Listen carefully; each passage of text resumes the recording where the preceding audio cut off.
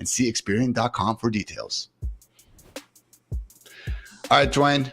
Quarterback land, we got a couple banged up signal callers, and the most notable, because we're not exactly sure if he's actually go out there and start, is Packers QB1 Jordan Love, obviously still battling through the knee injury. A pair of limited practices to start this week. Now, last Sunday, Rap Sheet told us that it looked like week 5 was going to be the potential return date, but yesterday, Adam Schefter from a source said, I definitely wouldn't be surprised if he plays this week. It's definitely day by day, like he said, and 50-50 at best right now. So, sounds like a true game time decision, Dwain. And I'm checking the schedule right now to see when they play on Sunday, and it is 1:00 Eastern. So it's not a situation where we got to worry about the 4:30 or the Sunday night game going on against the Titans. Not the world's easiest matchup with what we've seen from them so far, but overall thoughts on Jordan Love really, beating a timeline that we thought was going to be much longer.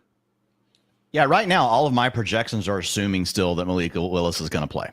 And I'm not really changing that. I still think that we're going to get another week without Jordan Love. I think Malik Willis did enough last week to say, okay, what's the long-term view we need to have for this player and for our season, if I'm the Packers. Now, that doesn't mean that like what I think is going to prevail. We could see Jordan Love out there. And I will say this, Ian, if Jordan Love plays, I'm going to upgrade all these wide receivers. I know Malik Willis came out there and did his thing last week, and there's a lot. It was great. Like, we have a player that's been terrible, like for his small NFL career, to see him come out there and play well, but still it was a very limited passing game. Like, this is not something where they're wanting to throw the ball a lot. Essentially, the Colts handed them that game. The Colts couldn't stop the run. Like, the one thing they needed to do and make Malik Willis prove that he could beat them, they came out of the gate and let Josh Jacobs get hot. The Titans aren't going to do that. The Titans are going to put the clamps on Josh Jacobs if Malik Willis is under center, and they're going to make him beat them. Now, the Packers have the receivers to do it, so we're not saying Malik couldn't do it.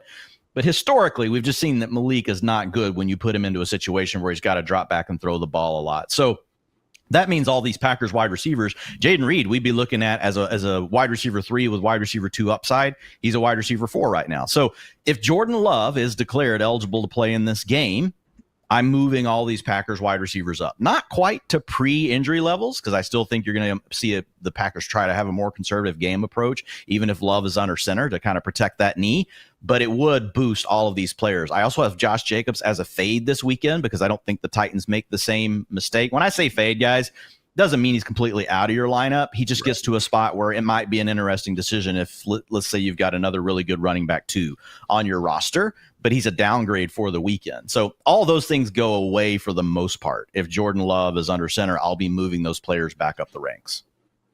Can't say enough good things about LaFleur's game plan to go get that victory. I mean, they went from a 65% pass play rate in week 1, Dwain, to 27% in week 2, easily the lowest mark. And honestly, like, if we had the ability to see just the lowest pass play rates in a single week over the past 5-10 years, that would be up there for sure. I'm sure some of those, who was the freaking Bears coach of Mitch Trubisky that first year, we'd have a couple games, going on where I think it might be lower. But again, very much run first strategy. And also, Dwain, 94% shift motion rate, before the snap last week for the Packers, easily the highest in the NFL as well. So Josh Jacobs, I'm with you. Not exactly expecting him to be able to take on those, I don't know what nickname we want to give those pair of awesome defensive tackles the Titans got going. We'll workshop that for a bit, but yeah, certainly a situation that you don't need to be going out of your way to, as long as Malik Willis is under center. Good news, though, is that Jordan Love, again, seemingly will be back sooner rather than later.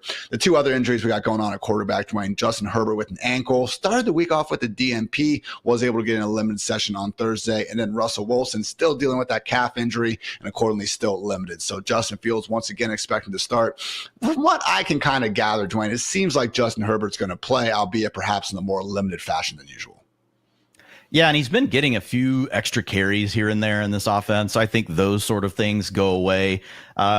The thing we really need to see, from Herbert is just like him get into a groove. And I worry, like, does he have the receivers to truly ever click in any kind of way in this passing attack? I do think teams have to respect the run enough, Ian, right now for the Chargers, that it could eventually open some things up for Herbert. But ultimately, he's got to be healthy. So I don't think there's a lot to do here as far as like what I'm doing with the ranks. I am assuming that Justin Herbert's going to play. I'm assuming that he's essentially going to be what he has been as a passer. Just took his rushing attempts down a little bit, which moves him down the ranks a little bit. Chargers right now only applied for 17.25 points. That is tied with the Broncos for the third lowest mark, of this week's slate of options. So, Panthers in week 2, Raiders in week 1 certainly got by there. But Dwain, had an article go up on fantasylife.com today where I do mention that J.K. Dobbins, the RB4 in fantasy, might be someone you want to sell high on, at this point in time. So I love the guy, Dwain. Great story. But I don't know if he's going to keep averaging 9.9 yards per carry in an offense that we don't exactly love. Call me a hater. So let's keep on talking about some running backs because we got some